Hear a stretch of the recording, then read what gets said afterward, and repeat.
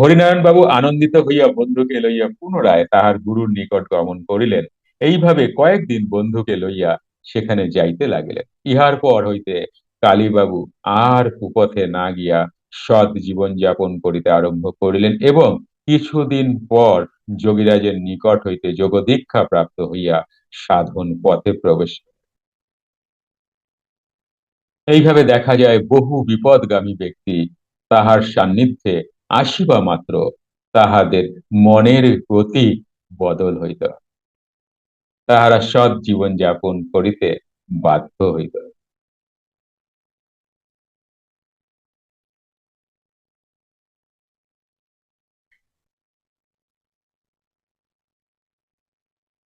উক্ত হরিনারায়ণ বাবু বিখ্যাত ধ্রুপদ সঙ্গীত গায়ক ছিলেন। যোগীরাজের লীলা সংবরণের বহু বৎসর পর 1937 খ্রিস্টাব্দে তাহার বাড়িতে যে ঘরে তিনি থাকিতেন সেইখানে তাহার এক মর্মর মূর্তি প্রতিষ্ঠা করা হয়।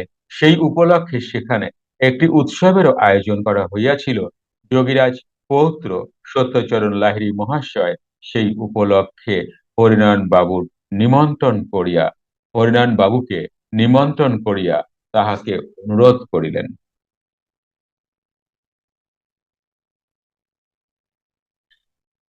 অনুরোধ করিয়াছিলেন।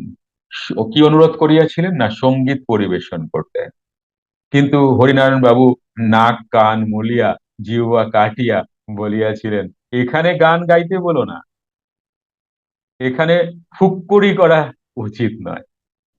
কারণ কারণ জিজ্ঞাসা করায় হরিনারায়ণ বাবু বলিয়াছিলেন, একদিন আমার গানের গুরু ও যোগীরাজের শিষ্য শ্রী রামপুরের রামদাস গোস্বামী মহাশয় সহ উভয়ে যোগীরাজকে প্রণাম করিতে আসিয়াছিলাম।